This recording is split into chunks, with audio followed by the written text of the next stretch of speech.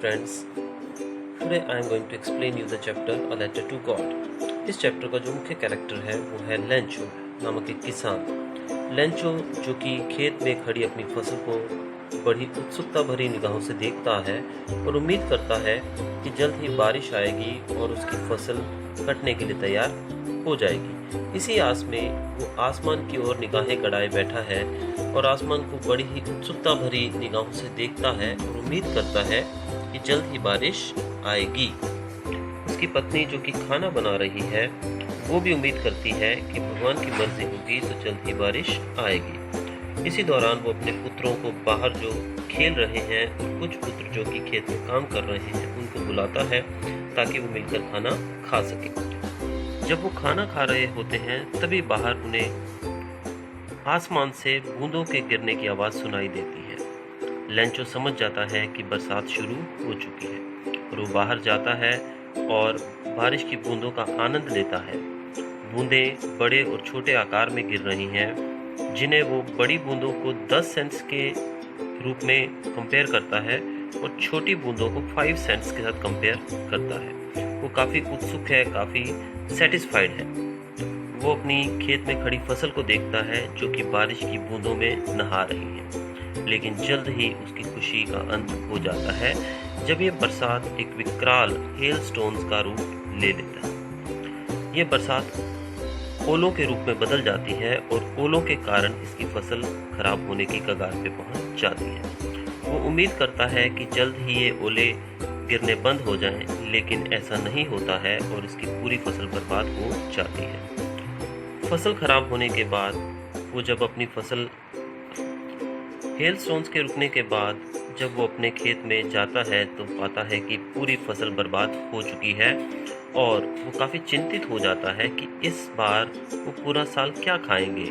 अब उनके पास ना ही पैसा है ताकि वो और फसल उगा सकें और ना ही खाने के लिए कुछ बचा है क्योंकि उनकी पूरी फसल बर्बाद हो चुकी है। अब वो सोचता है कि इस बरसात, इस हेल स्टोन से तो टिड्डियों का कहर ही ठीक रहता है क्योंकि टिड्डियाँ खाने के लिए कुछ छोड़ तो देती हैं, ऑल्दो वो भी काफ़ी फसल बर्बाद कर देती हैं, लेकिन फिर भी इनके पास कुछ ना कुछ तो खाने के लिए बच जाता है। लेकिन इस तूफान ने, इस हेल स्टॉर्म ने तो कुछ भी नहीं छोड़ा है इनके खाने के लिए पूरे साल के लिए। उसका भगवान के ऊपर बहुत ही ज़्यादा विश्वास है, जिस कारण वो डिसाइड करता है कि वो भगवान से मदद मांगेगा। अगले दिन वो पास ही के एक शहर में जाता है और जाकर भगवान के नाम, गॉड के नाम एक पत्र लिखता है जिसमें वो भगवान से 100 पीसोस की मदद की डिमांड करता है। वो पत्र के ऊपर स्टैंप लगाकर मेल बॉक्स में डाल देता है। जब एक एम्प्लॉय उस पत्र को देखता है तो वो हंसने लगता है और वो हंसते हंसते वो पत्र लेकर पोस्ट मास्टर के पास जाता है।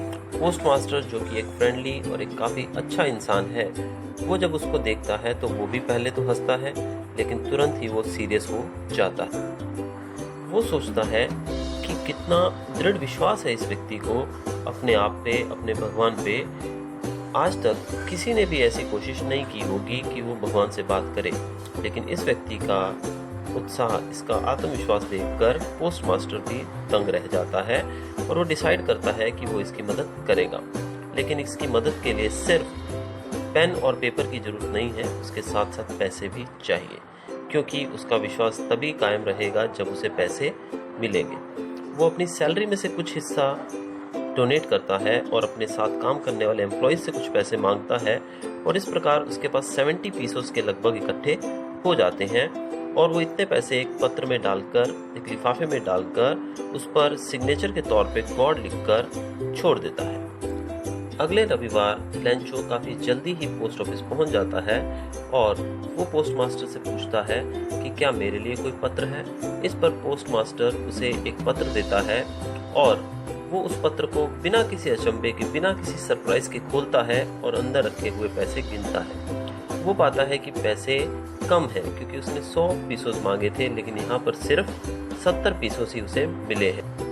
ये देखकर वो जल्द ही नीचे जाता है और विंडो पर जाकर एक पेपर और पेन की डिमांड करता है और पब्लिक राइटिंग टेबल पर बैठकर एक और पत्र लिखने लगता है।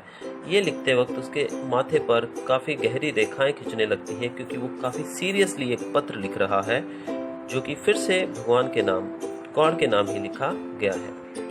वो पत्र लिखने के बाद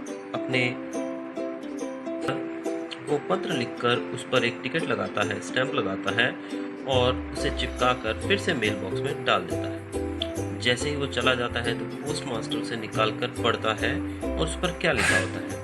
वो पाता है कि उस पर लिखा होता है, भगवान, जो मनी मैंने आपसे मांगा था, जो पैसा मैंने आपसे मांगा था, उसमें से सिर्फ 70 पीसों से मुझे मिले हैं। मुझे बाकी पैसे भी भेज दीजिए, क्योंकि मुझे बहुत ज़रूरत है उन पैसों की। लेकिन मुझे मेल के थ्रू, यानी कि पत्र के द्वारा, मनी ऑर्डर के द्वारा मत भेजिएगा, क्योंकि ये पोस्ट ऑफिस के जो एम्प्लॉयज़ हैं, पोस्ट ऑफिस के जो लोग हैं, वो चोर हैं। वो सारे पैसे निकाल लेते हैं और बचे कुचे पैसे ही मुझे देते हैं। इसलिए कृपया मेल के द्वारा ये पैसे मत भेजिएगा। आपका प्यारा लेंचो।